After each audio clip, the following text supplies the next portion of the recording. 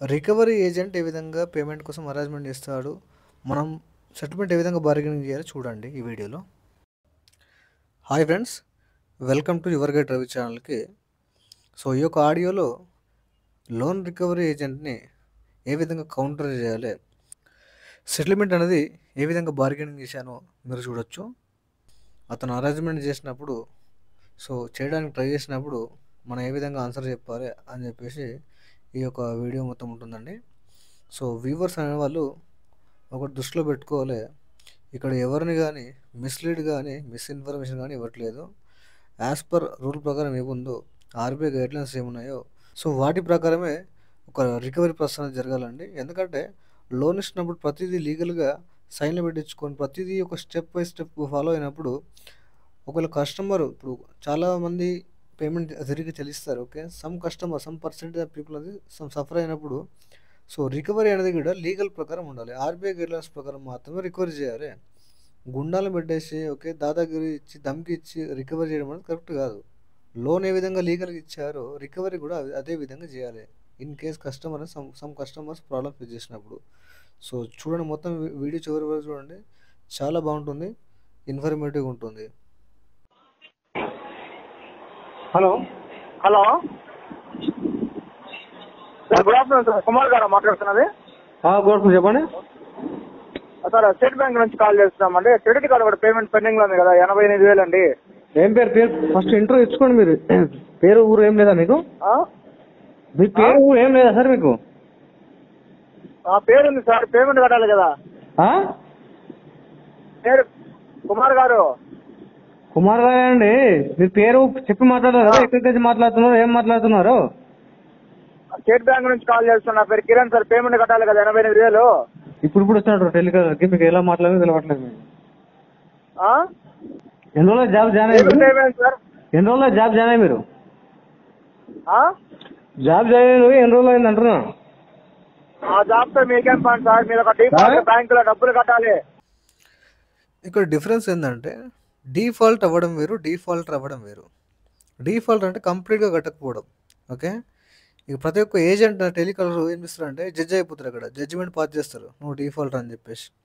అరే by defaulter అయినప్పుడు payment మీరు ఫోన్ ఎందుకు చేశారు మళ్ళీ పేమెంట్ కోసం? లోన్ డిఫాల్ట్ అయిపోయింది, దాన్ని కట్టమని చెప్పడానికి మీకు ఫోన్ చేసింది. మీరే జడ్జిమెంట్ పాస్ చేసి డిఫాల్టర్ అని చెప్పేస్తే ఓకే, మరి పేమెంట్ ఎలా అవుతుంది? ఇంకా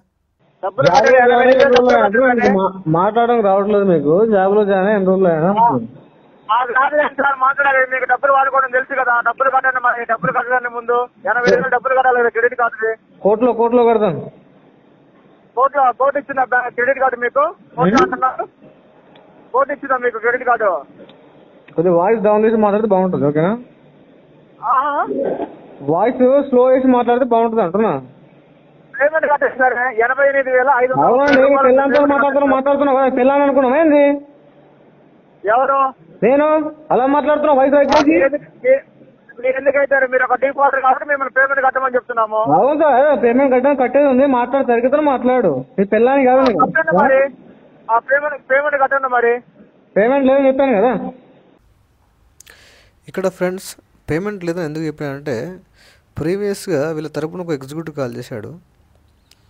నేను చెప్పాను ప్రాపర్గా బ్యాంక్కి మెయిల్ పెట్టాను, ఓకే కమ్యూనికేట్ చేశాను, ఫోన్ వస్తే లిఫ్ట్ చేసి చెప్పాను. ఓకే, ప్రీవియస్గా ఆన్ టైం పేమెంట్స్ కొన్ని ఇయర్స్ చేశాను, ప్రజెంట్ సిచ్యువేషన్ బాగాలేదు, కొంచెం టైం కావాలి, సో ఎంటైర్ పేమెంట్ చేస్తాను విత్ ఇంట్రెస్ట్ వస్తా అని చెప్పాను. ఎగ్జిక్యూటివ్ ఏం చేశాడు, ఉంటుంది కదా వీళ్ళ రికవరీ ప్రాసెస్ ఏముంటుంది, వీళ్ళకు ఎక్కువ రికవరీ చేస్తే ఇన్సెంటివ్ ఉందన్నమాట. సో అతను ఇన్సెంటివ్ కోసం ఏం చేశాడంటే మన ఐబర్కి కాల్ చేసి చెప్పాడు అనమాట, సో పర్సన్ పేమెంట్ చేశాడు, సో పర్సన్ లోన్ తీసుకున్నాడు కట్టట్లేదు అని చెప్పేసి. నేను లోన్ తీసుకున్నా, నేను కట్టాలి, మధ్యలో నైబర్ ఎందుకు వస్తాడు? కాంటాక్ట్ లిస్ట్ కింద కాల్ చేస్తారు వీళ్ళు. ఎవడిచ్చాడు వీళ్ళకి రైట్? కస్టమర్ని పేమెంట్ చేయకుండా డిఫేమ్ చేసే రైట్ వీళ్ళకు ఉందా? సో అందుకే ఇక్కడ పేమెంట్ చేయని చెప్పానండి. సో చూడండి, ఏం లేదు, ఎన్ని రోజులు అవుతుంది పేమెంట్ కట్టి? పేమెంట్ కట్టాలి. అవును, మరి 8 నెలలు అవుతుంది పేమెంట్ కట్టగా. మీకు తెలుగు వస్తా లేదా? పేమెంట్ కట్టని చెప్పాను కదా. కాకపోతే తెలుగులో మాట్లాడుతున్నా, తెలుగు రాకపోతే నీతో ఎందుకు మాట్లాడుతా? నేను అదే చెప్తున్నాను, పేమెంట్ కట్టని చెప్తున్నా కదా. ఎందుకు కట్టరు పేమెంట్? టెలికాలర్ మీ టెలికాలర్ మిస్బిహేవ్ చేశాడు నాకు. ఓకే, ఆ? టెలికాలర్ మిస్బిహేవ్ చేశాడు నాతోటి కాల్ లోపల. ఓకే, సో దానికోసం పేమెంట్ ఆపాను. ఓకేనా? పేమెంట్ కట్టి క్లోజ్ చేసుకోండి కార్డు మరి. చెప్పండి సార్, అర్థం కాలేదు. పేమెంట్ కట్టి కార్డు క్లోజ్ చేసుకోండి సార్. మీ టెలికాలర్ మిస్బిహేవ్ చేశారని చెప్పాను కదా. డిఆర్ వేసారా మీరు? డిఆర్ వేసారా మీరు? మాకు అన్ని ఉన్నాయి సార్, మీరు ఏం అడగాల్సిన అవసరం లేదు. Payment RTP. ఓకే, ఆ? పేమెంట్ ఆర్టీపీ రాసుకోండి. ఫీడ్బ్యాక్ ఎందుకు రాసుకోవాలి? ఎందుకు చెప్తున్నా రాసుకోండి. చనిపోతే మాత్రం మేము ఆర్టీపీ రాసుకుంటాం సార్. లేదండి, రిమైండ్ అనేది రాసుకోవాలి కదా. అదే చనిపోతే మాత్రం మేము ఆర్టీపీ రాసుకుంటాం సార్. రాసుకోండి మరి. ఆ, హలో చెప్పండి. సార్, మీ టెలికాలర్తో మిస్బిహేవ్ చేశాడు. ఓకేనా? పేమెంట్ ఆపానందుకే. ఓకే, పేమెంట్ కట్టి కార్డు క్లోజ్ చేసుకోండి సార్.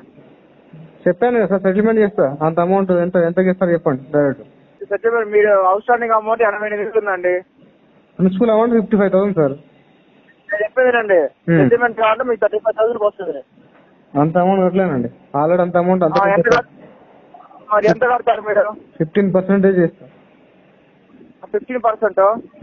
అంటే మీరు చెప్పినట్టు బ్యాంక్ రాలా సార్? బ్యాంక్ చెప్పినట్టు మీరేనరా? బ్యాంక్ చెప్పినట్టు ఇంటర్వ్యూ సార్. అంటే ఒక స్టేజ్ విన్నాను, బ్యాంక్ చెప్పినట్టు విన్నాను. 40% మీరు పేమెంట్ కట్టాలి. ఒక స్టేజ్ లో బ్యాంక్ చెప్పినట్టు విన్నాను సార్ నేను. ఓకే, ఇని మినీ వడ్డీలు కట్టాను.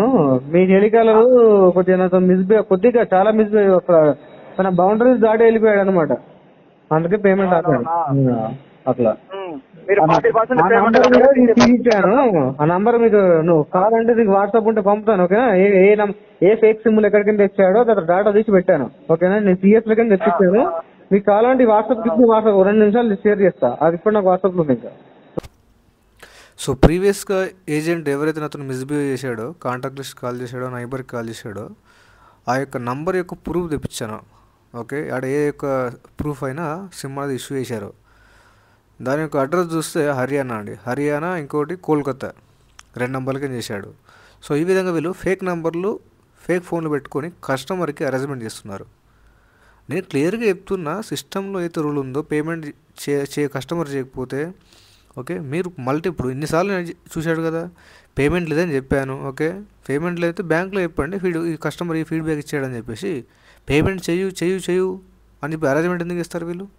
సో ఇట్లా ఈ విధంగా ఫేక్ ఫోన్లు, ఫేక్ నంబర్లు తీసుకొని ఇప్పుడు ఏదైతే మాట్లాడుతున్న కస్టమర్ ఆ నెంబర్ కూడా ఫేకే ఉంటుంది. సో అందుకే వీళ్ళు ఏజెన్సీ నేమ్ చెప్పారనమాట. ఏజెన్సీ నేమ్ చెప్తే ఏమవుతుంది అంటే, మనం లీగల్గా ప్రొసీడ్ అయ్యి ఒక ఏజెన్సీ అనేది లీగల్గా యాక్షన్ తీసుకోవచ్చు చట్టపరంగా. సో కాబట్టి వీళ్ళు ఏజెన్సీ యొక్క నేమ్ అనేది చెప్పరు మనకు. ఓకే, ఏ సిమ్ వాట్సాప్ ఆప్షన్ ఉండదు మా దగ్గర. ఎక్కడ ఏ సిమ్లు కొనుక్కొని ఏ ఫోన్ యూజ్ చేసాడు అడిగి నేను చెప్తాను. ఓకే, అది పేమెంట్ 40% మీరు పేమెంట్ కట్టాలి. 35,000 మాత్రం పేమెంట్ కట్టండి, కార్డు క్లోజ్ చేస్తా.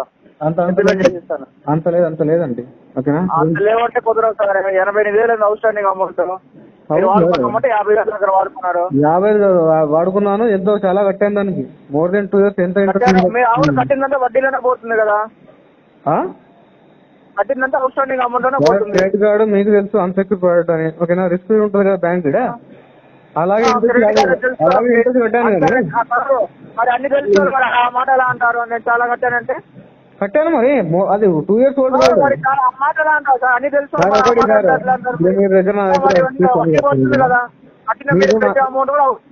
కరెక్టే సార్. ఏ ఏజెన్సీ ఏది మీరు చెప్పండి, ఏజెన్సీ పేరు చెప్పండి. ఏజెన్సీ పేరు బ్రాంచ్. బ్యాంకరా మీరు?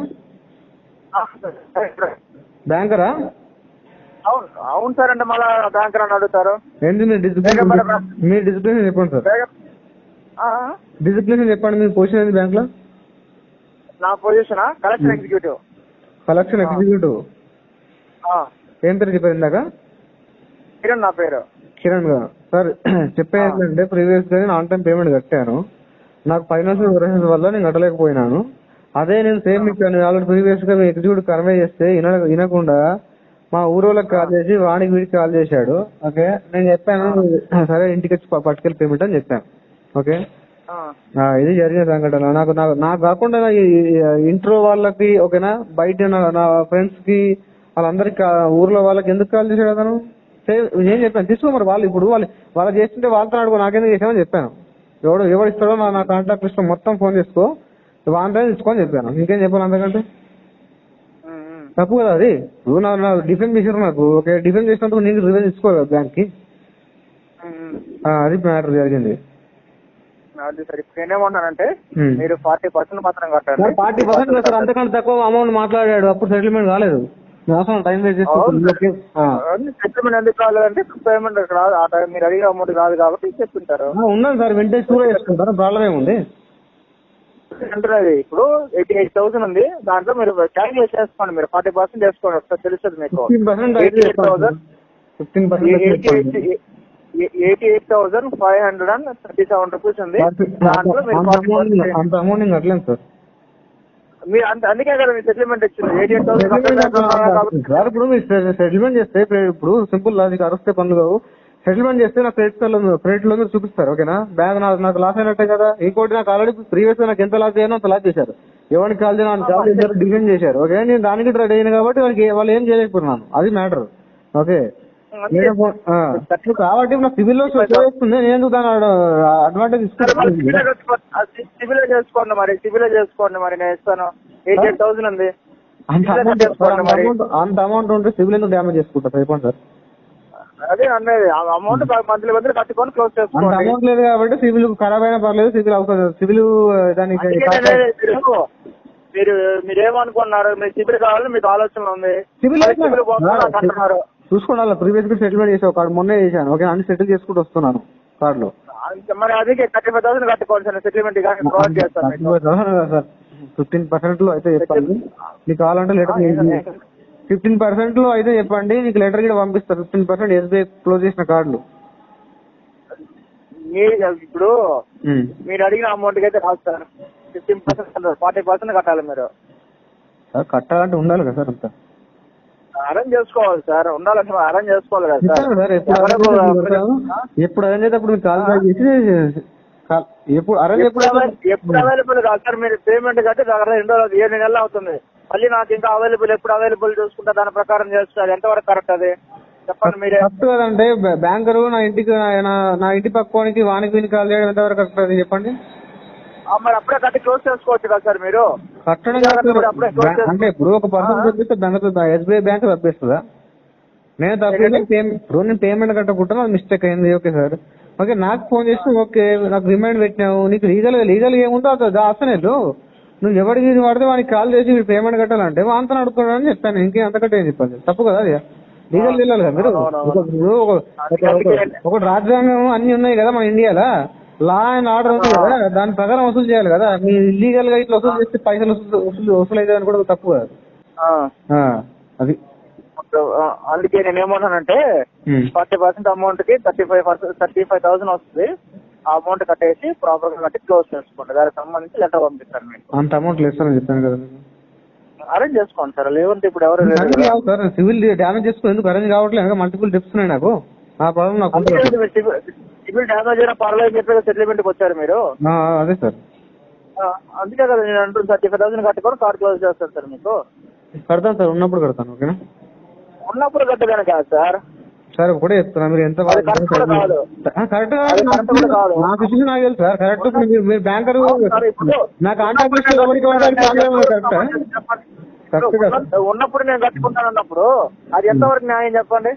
నేను చెప్తాను సార్, బ్యాంకర్ మా ఇంటి పక్కోడికి కాల్ చేసి నాకు యాక్చువల్ నా ఇంటి పక్కోడు నాకు డబ్బులు ఇస్తుండే, ఓకే. వాడికి అందరికి కాల్ చేసి చెప్పాడు కార్డు కట్టలేదు అని చెప్పి, సో వాళ్ళు నమ్మకుండా నాకు ఎవరు డబ్బులు ఇవ్వట్లేదు. ఇప్పుడు బ్యాంకర్ నాకు నా యొక్క సోషల్ ఇమేజ్ డ్యామేజ్ చేసినట్టే కదా, ఇప్పుడు డ్యామేజ్ చేసినా నాకు డబ్బులు రావట్లేదు, ఎలా అరేంజ్ చేయాలి చెప్పండి. వేరే చోట అరేంజ్ చేసుకుని సార్, అందరు స్ప్రెడ్ అయిపోయింది, ఎవరు చేయట్లేదు నాకు డబ్బులు, ఓకేనా. మంత్లీ శాలరీ వస్తుంది కదా సార్, మీకు శాలరీ వస్తుంది కదా సార్. జాబ్ చేయట్లేదు సార్, జాబ్ చేయట్లేదు. జాబ్ లేకుండా సార్, జాబ్ లేకుండా మీరు అబద్ధాలు చెప్పొద్దు. అబద్ధాలు అంటే జాబ్ చేయట్లేదు, చెప్పండి. జాబ్ చేయకపోతే ఈ కాలంలో ఎవరు ఇట్లా మాట్లాడరు సార్. ఎందుకు మాట్లాడారు? టాలెంట్ పెట్టుకోవాలి కాదు, ఇంత టాలెంట్ మీకు ఉంది, ఇంత టాలెంట్ పెట్టుకున్నారు, ఇంత టాలెంట్ గా మాట్లాడుతున్నారు, ఎంత ఉంది మీ దగ్గర, ఎంత నాలెడ్జ్ ఉంది మీ దగ్గర, మీరు జాబ్ చేయట్లేదు మేము నమ్మాలా సార్? జాబ్ అంటే బిజినెస్ లాస్ అయింది సార్, జాబ్ ఒకటే ఇస్తారండి, బిజినెస్ లాస్ అయిందా లేదంటే మీరు వేరే చేస్తున్నా కాదు, ఇంత నాలెడ్జ్ ఉంది, ఇంత మీరు ఆలోచించి మాట్లాడుతున్నారు, మీకు తెలిసి సమాజం గురించి తెలిసిన వాళ్ళు, మీకు రూల్స్ అండ్ రెగ్యులేషన్ తెలిసిన వాళ్ళు మీరు జాబ్ చేయకుండా ఉంటారు సార్? చెప్పండి సార్. రూల్స్ అండ్ రెగ్యులేషన్ తెలిస్తే మాత్రం జాబ్ చేయాల్సిన పని లేదు కదా. చాలా మంది చదువుకున్న వాళ్ళు ఖాళీ ఉంటున్నారు. ఓకే, అదే సార్ అంటున్నది. జాబ్ మీరు ఇన్కమ్ వస్తుంది, ఇన్కమ్ ఏ రకంగానే మీకు ఇన్కమ్ సోర్స్ వస్తుంది కదా. మీరు బిజినెస్ చేస్తున్నారా, జాబ్ చేస్తున్నారా, లేదంటే వేరే ఏమైనా చేస్తున్నారా అంటే మీకు ఇన్కమ్ సోర్స్ వస్తుంది కదా సార్. ఒకటి ఆలోచన పెట్టుకోండి. నేను ఏమంటానంటే అంత అమౌంట్ నేను కట్టలేదు సార్. ఓకేనా, సింపుల్. నేను చేయగలుగుతాను నా సైడ్ నుంచి మాట్లాడుతున్నాను సార్. ఒకటి చెప్తున్నా, అంత అమౌంట్ సెటిల్మెంట్ చేయను. అంత అమౌంట్ చేయాల్సిన అవసరం నాకు లేదు సార్. ఓకేనా, అంత అమౌంట్ చేయాల్సిన అవసరం లేదు. అంత డబ్బులు అరేంజ్ కాదు నాకు. అట్లా ప్రాబ్లం అది. ఎవరికి అవసరం ఉంది? బ్యాంక్ అవసరం ఉంది. బ్యాంక్ అవసరం ఉంది సార్. బ్యాంక్ అడుగుతుంది కదా ఇప్పుడు పేమెంట్ కట్టమని చెప్పి. నాకు ఆల్రెడీ మెయిల్ పెట్టిన బ్యాంక్ ఇంకా రిసాల్వ్ కాలేదు. రిసాల్వ్ అయినా పెడతాను, మొత్తం పేమెంట్ చేస్తాను. రికవరీ అయ్యేంత వరకు వెయిట్ చేయలేం కదా sir. Payment sir bank mail పెట్టిన ఆల్రెడీ రిసాల్వ్ కోసం. ఓకేనా, ఇంకా అంబుడ్స్మెన్ ఇంకా పెట్టలేను, అందులో పెడతాను. రిసాల్వ్ అయ్యే గురించి మేము ఆగలేం కదా, పేమెంట్ కట్టాలి కదా సార్. ఆగాలి సార్. సో చూసారు కదా ఫ్రెండ్స్, కస్టమర్స్ ఇన్ని ప్రాబ్లమ్స్ ఉన్నాయని చెప్పినా కూడా, ఎన్నిసార్లు చెప్పినా కూడా తిరిగి పేమెంట్ కాడికి వస్తుంది. దీన్ని అండి అరేంజ్మెంట్ అంటారు. ఓకేనా, సో మనీ ఉంటే పే చేయండి, లేదంటే హ్యాపీగా ఉండండి. సో ఇలాంటి ఇల్లీగల్ రికవరీకి ఓకే మీరు మంచిగా సమాధానం చెప్పండి. షార్ట్ వీడియోలో అల్టిమేట్గా ఈ యొక్క కార్డు ఎంత క్లోజ్ చేసినా పెట్టాను, సో వెళ్ళి చెక్ చేసుకోండి. సో వీడియో వస్తే లైక్ చేయండి. మరిన్ని ఇలాంటి వీడియోస్ కోసం నా యొక్క ఛానల్ని సబ్స్క్రైబ్ చేయండి. Thank you.